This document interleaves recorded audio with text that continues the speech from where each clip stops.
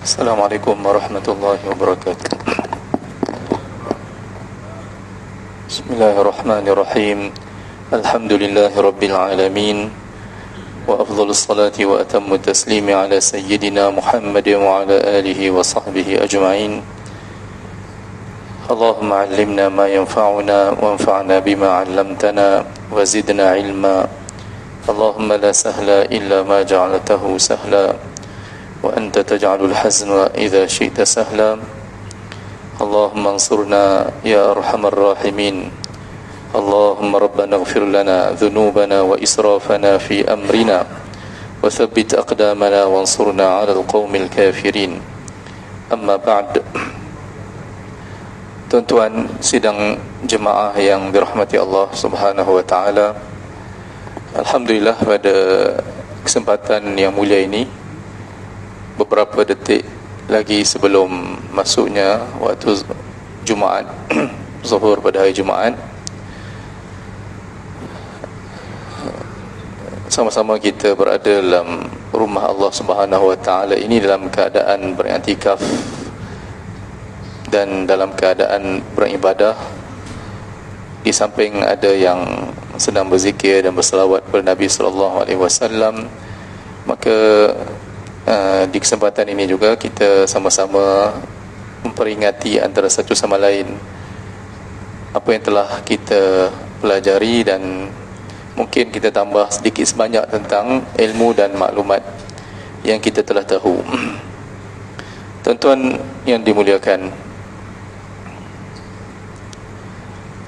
apa yang berlaku di akhir-akhir ini adalah merupakan mukjizat kepada sabdaan Nabi sallallahu alaihi wasallam.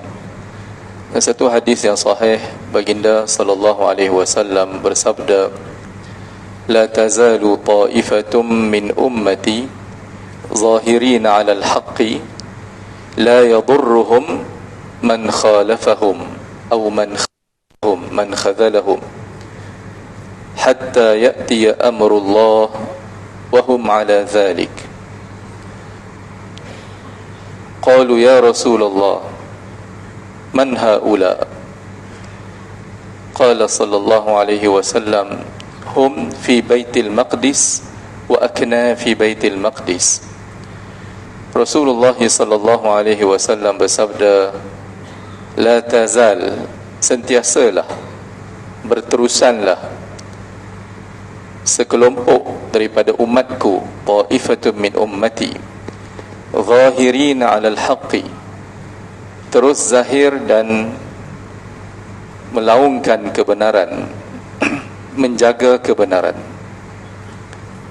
La yadurruhum man khalafahum man khadhalahum, tidak akan memudaratkan mereka orang-orang yang membenci, menghina dan memerangi mereka, sehinggalah datang perintah Allah, iaitu hari kiamat, dalam keadaan mereka terus berada di atas mempertahankan kebenaran.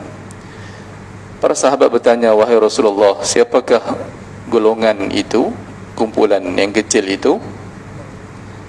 Nabi SAW menjawab, hum fi baitil maqdis, mereka itu adalah umatku yang berada di Baitul Maqdis, wa akna fi Baitul Maqdis, dan sekeliling Baitul Maqdis, tanah-tanah sekeliling Baitul Maqdis, iaitu di bumi Syam.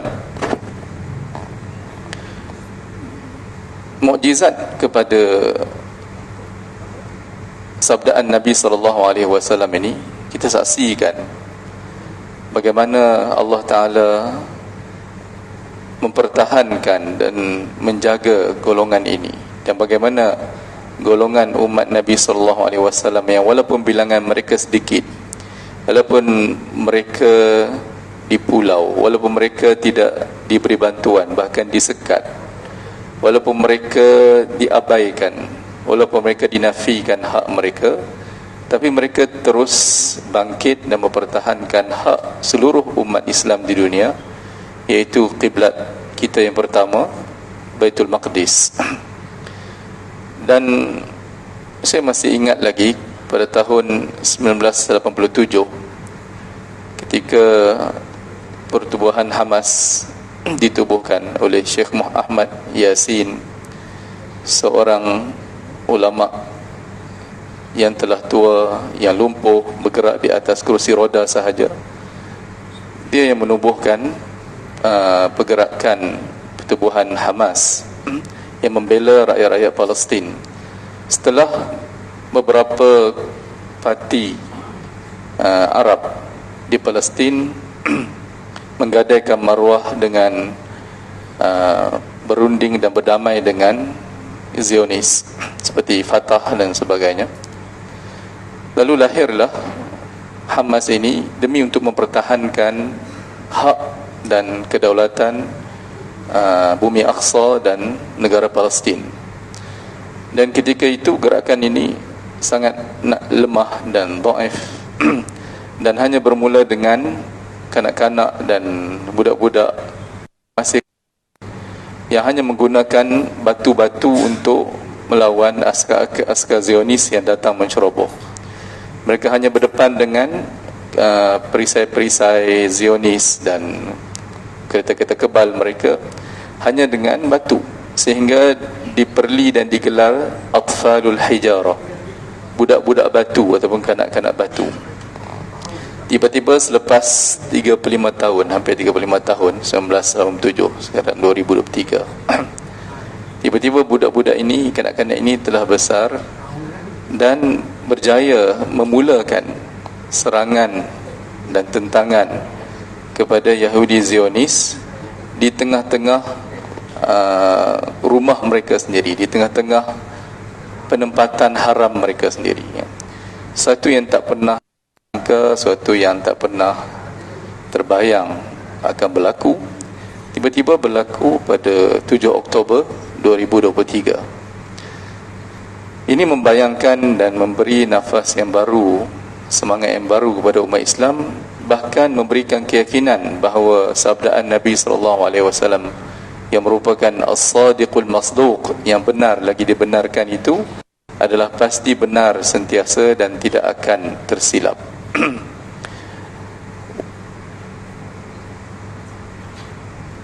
Saya teringat sebahagian daripada ahli-ahli Hamas ni yang masih kecil ketika itu, budak-budak.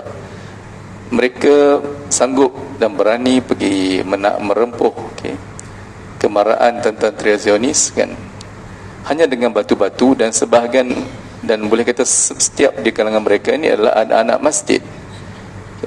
masjid, anak-anak iman yang ditarbiyah, yang dididik di masjid-masjid di rumah Allah Subhanahu wa taala. Mereka tidak lekang dengan Al-Quran. Ramai di kalangan mereka yang menghafaz Al-Quran dan sentiasa berada dalam poket mereka Al-Quranul Karim, mushaf yang kecil kan. Saya teringat Syekh Yusuf Al-Bugabi. Dia berkata, dia menceritakan satu kisah. Salah seorang daripada budak-budak Palestin ni, ketika melawan tentera Zionis, kemarahan tentera Zionis, dan menghalang mereka dengan batu, tiba-tiba salah seorang daripada mereka terkena peluru tentera Zionis kan? Dan peluru itu betul-betul kena pada dada sebelah kiri kan? Betul-betul kena pada mushaf Al-Quran kecil yang diletakkan dalam poketnya. Dan subhanallah, dengan takdir Allah SWT, peluru itu tidak dapat menembusi mushaf. Dan apabila budak ini, walaupun bagaimana, dia cedera sikit lah kan, jadi tapi dia tak terbunuh. Kerana apa? Kerana peluru yang betul-betul sepatutnya menepati jantungnya, tapi ditahan oleh mushaf yang diletakkan dalam poketnya. Dan ketika mushaf itu dibuka dan dilihat bahawa peluru itu betul-betul sampai pada surah Al-Isra, Subhanalladzi asra bi'abdihi lailan minal masjidil haram. Dan Syekh Yusuf Bugabi kata, aku melihat sendiri mushaf itu, bagaimana karamah yang Allah muliakan orang-orang yang berjuang di jalan Allah Subhanahu wa taala. Oleh sebab itu, kita merasa yakin dengan janji Allah Subhanahu wa taala, walaupun sekarang ini seluruh dunia, baratnya, timurnya, semuanya bergerak dan menuduh kumpulan yang membela hak mereka yang dicuri dan dirampas itu sebagai teroris, tapi mereka tidak akan boleh dimudaratkan, dihapuskan daripada muka bumi ini. Mereka terus kekal mempertahankan kebenaran dan hak umat Islam. Dan Allah mengurniakan kepada mereka ganjaran syahid, mengurniakan ganjaran yang begitu hebat kepada mereka.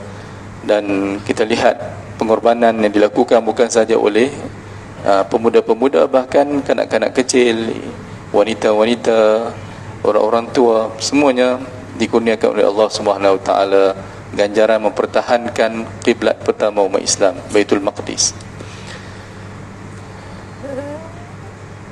Dan kita lihat bagaimana Allah Subhanahu Wa Taala mempertunjukkan kepada kita sifat-sifat yang Allah sebut tentang orang-orang Yahudi dalam Al-Quranul Karim.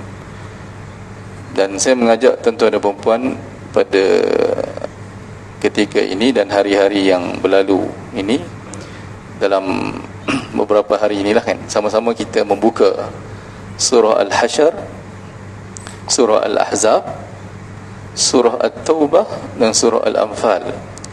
Kita baca surah ini dan kita renungi dan membaca tafsirnya, ayati dan tadabbur makna-maknanya. Bagaimana Allah Ta'ala menyifatkan bangsa Yahudi yang Allah jadikannya sebagai musuh umat Islam sehingga kiamat. Tetapi bagaimana bangsa Yahudi ini sebenarnya bangsa yang sangat penakut, yang sangat cintakan dunia, yang kalau boleh tidak mahu mati dan hidup selama 1000 tahun. Bagaimana bangsa ini, walaupun Allah beri kepada mereka kebijaksanaan, bahkan mereka menguasai ekonomi dunia, tetapi dan segala kekuatan ketenteraan yang mereka miliki, tapi mereka masih dalam keadaan ketakutan berhadapan dengan umat Islam dan golongan yang menegakkan kebenaran di bumi Palestin. Yang kita lihat sekarang ini, walaupun Gaza ataupun rakyat Palestin disekat, bahkan negara-negara Arab di sekelilingnya, Jordan, Mesir, Syria, Lebanon, tidak mampu untuk ataupun lemah untuk mempertahankan jiran mereka sebelah sahaja, ataupun kita nak kata khianat pun wallahu alam kan, tapi realitinya sangat lemah kerana tidak mampu untuk menghantar walaupun kita kata satu kereta kebal untuk mempertahankan mereka. Sedangkan Amerika hantar kapal tentera mereka yang boleh memuatkan 90-100 jet pejuang kan. Dan sebenarnya Yahudi tak perlu pun kan, Israel dia tak perlu pun kepada Amerika hantar bantuan. Dia dah ada lebih dari 1000 kapal pejuang kan. Setakat beberapa puluh di atas kapal tu tak perlu pun. Tapi sebenarnya Amerika hantar kenapa? Kerana nak support perasaan ataupun semangat bangsa Zionis yang sudah lemah. Mereka tidak pernah sangka pun bahawa mereka akan diserang di dalam penempatan mereka sendiri. Jadi semangat dia tu sangat down, jadi memerlukan support daripada negara-negara barat, khususnya Amerika. Walaupun Hamas ataupun kita tengok umat Islam di Palestin tidak disupport oleh kerajaan-kerajaan keliling, kerajaan Arab keliling, tapi mereka subhanallah masih boleh bertahan. Dan 2 hari lepas saya tengok di satu berita, kawan-kawan Arab hantar bagaimana wartawan-wartawan di bumi Gaza, ramai di kalangan wartawan merasa takjub dan kagum dengan kewangian dan keindahan bau kasturi di bumi Gaza, disaksikan oleh puluhan wartawan-wartawan sana. Kita melihat orang yang mati syahid, muka dia tersenyum, tapi kita tak boleh bau, sebab bau tak boleh dirakam kan, gambar boleh rakam kan. Tapi bau kasturi yang harum daripada mayat yang sudah berada dalam runtuhan bangunan 2-3 hari, tiba-tiba bila dijumpai bau dengan harum semerbak kan. Itu maksudnya merupakan satu kemuliaan mereka. Tuan-tuan yang dihormati sekalian, kita kena sentiasa ingat bahawa hidup ini 2 fasa, bukan 1 fasa. Hidup ni bukan hanya di dunia. Kemenangan yang sebenar bagi kita ialah apabila kita boleh bersabar dan mempertahankan hak kita dan menjaga iman ini agar tidak menjadi sesat dan diceroboh oleh anasir-anasir yang menggugatnya. Dan apabila orang yang berada di pihak benar boleh mempertahankan hak dia dan tidak mengaku kalah sehingga di saat-saat terakhir, sehingga nyawanya melayang kan, sehingga haknya itu dirampas buat sementara waktu, maka yakinlah bahawa satu hari nanti Allah akan memberi kemenangan kepada umat Islam, dan hak-hak umat Islam itu akan dapat semula dalam keadaan begitu mulia dan begitu begitu gah kan. Jangan sekali-kali kita berasa lemah dan berasa berburuk sangka dengan Allah Subhanahu Wa Taala bahawa Allah akan membiarkan umat nabinya ini dibiarkan pupus kan, akhirnya dirampas hak tanah Baitul Maqdis dan Palestin daripada bumi umat Islam. Tapi yakinlah bahawa satu hari nanti umat Islam akan dikurniakan kemenangan berkat kesabaran dan berkat istiqamah mempertahankan hak ini.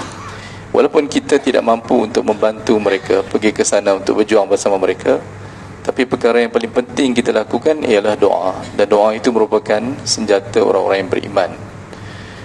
Nabi SAW ketika Qurra di kalangan sahabat dibunuh oleh kabilah Ri'il dan Zakwan, bilangan mereka 40 orang di kalangan sahabat yang menghafal Al-Quran yang terbaik, tiba-tiba bunuh keseluruhan mereka. Nabi SAW terus kunut selama lebih sebulan kepada 40 orang sahabat yang mati syahid setiap solat kan. Itu 40 orang kan, saudara muslim, sahabat-sahabat kita di sana, berapa orang yang mati kan?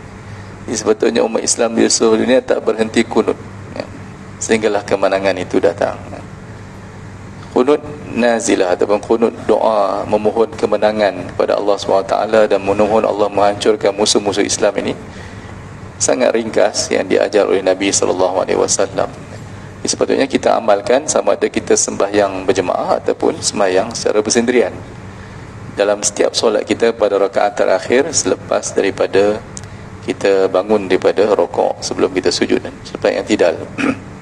Itu yang paling lemah lah, atau yang itu saja yang boleh kita buat kan? Tapi sebenarnya nampak zahir dia macam simple, tapi kesannya sangat besar. Kesan dia sangat besar, dan yang hanya boleh memenangkan dan menolong umat Islam hanyalah Allah SWT. Jangan kita harap kepada mana-mana kuasa dunia kan? Kepada Rusia ke Jepun pun sekarang dah bersama dengan Israel. Dulu dia berkecuali. Jadi kita hanya mengharapkan hanya pertolongan Allah yang luar biasa, yang Allah Maha Berkuasa memberikan kemenangan dengan menghantar tentera-tenteranya kan, yang hanya Allah saja yang mengetahui. Wa ma ya'lamu junuda rabbika illa hu. Kemudian satu perkara yang kita dapat pengajaran juga dalam bulan ini, bagaimana Yahudi dan Kristian, walaupun mereka sebenarnya ada permusuhan besar antara mereka, Allah SWT cerita dalam Al-Quran, menyebut dalam Al-Quran, wa qalatil yahudu laysatin nasara ala syai' wa qalatil nasara laysatil yahudu ala syai' wa hum yatluna al-kitab. Orang Nasara berkata Yahudi itu bukan berada atas apa-apa landasan kebenaran, dia hanyalah sesat kan? Dan orang Yahudi pun berkata orang Nasara, orang Kristian juga sesat. Orang Kristian sangat marah pada orang Yahudi sebab mereka mendakwa bahawa orang Yahudi yang membunuh Isa, Yesus mereka kan. Jadi sebenarnya Allah mengangkat Nabi Isa ke langit. Dan orang Yahudi juga membenci dan memusuhi orang Kristian. Tetapi mereka dalam berhadapan dengan Islam, dengan umat Islam, mereka boleh bersatu padu kan? Mereka boleh sepakat kan? Dan bantu-membantu apabila musuh mereka adalah umat Islam kan? Tapi sayangnya umat Islam di mana-mana di atas dunia dengan alasan yang kecil pun boleh berpecah belah dan berpuak-puak kan? Tidak boleh bersatu. Bahkan kita lihat kadang-kadang sebahagian orang Islam membenci orang Islam yang lain lebih daripada dia membenci musuh Allah Subhanahu Wa Taala yang sebenarnya. Itu sebenarnya pengajaran yang patut umat Islam sedar, bahawa musuh mereka adalah satu, Dan inilah tiba masanya isu Palestin ini menyatu padukan umat Islam tanpa mengira parti apa, tanpa mengira kumpulan apa. Cukup kita mengucap asyhadu an la ilaha illallah wa asyhadu anna Muhammadar Rasulullah untuk menjadikan kita semua bersatu di bawah satu panji. Dan apabila Nabi SAW menjanjikan kemenangan di akhir zaman yang akan berlaku nanti, sehingga kan bukan sahaja manusia, bahkan batu-batu dan pokok akan bercakap dan memanggil, ya Muslim, ta'al khalfi, hadha Yahudiyun khalfi, ta'al faqtuluh. Wahai Muslim, datanglah, ataupun wahai mukmin, datanglah kepadaku, di belakangku ni ada Yahudi yang sedang menyorok, maka datang dan bunuhlah dia. Maka ketika itu Nabi SAW menyebutlah hadis itu, batu berkata, ya Muslim, wahai Muslim. Batu tak kata ya Misri, ya Urduni, ya Suri, ya Saudi, ya Malizi. Jadi selagi mana umat Islam dipecahkan oleh kita kata perkara-perkara ini, sama ada negara ke pecah sebab bangsa, selagi itu umat Islam tak bersatu, maka kemenangan itu, kemenangan mutlak itu belum datang lah kan. Tapi apapun kita yakin bahawa insya-Allah janji Allah itu adalah benar, dan yang penting bagi kita ialah istiqamah di atas kebenaran dan terus mendoakan umat Palestin dan terus menghulurkan bantuan seberapa yang mampu kan. Dan insya-Allah satu hari nanti kemenangan akan dikurniakan oleh Allah Subhanahu wa taala kepada umat Islam. Saya akhiri kuliah ataupun tazkirah pada hari Jumaat ini dengan berpesan kepada tuan-tuan dan puan-puan, kepada tuan-tuan dan saya sendiri, iaitu 5 perkara yang perlu kita sama-sama jaga agar kita termasuk di kalangan hamba-hamba Allah yang dikurniakan husnul khatimah. Dan hidup ini yang sepenting ialah ending tu kan. Kalau apa-apa perlumbaan pun, pertandingan, kalau kita maju di peringkat awal, kita laju peringkat awal, tapi last minute kita lemah kan, akhirnya kita akan kalah kan. Jadi yang penting ialah ending, dinamakan al-khatimah kan. Jadi Allah SWT pun kita selalu dengar ayat Al-Quranul Karim yang dibaca oleh khatib setiap minggu, ya ayyuhallazina amanu, ya ayyuhallazina amanu taqullaha haqqa tuqatih wala tamutunna illa wa antum muslimun. Banyak masa dah sampai, jadi mungkin 5 lagi saya sebut dalam khutbah lah sedikit, saya jelas sikit 5 perkara, dan dengan itu insya-Allah kita sama-sama dikurniakan husnul khatimah nanti oleh Allah Subhanahu wa taala. Aqul qawli hadza wa astaghfirullah li wa lakum. Wassalamualaikum warahmatullahi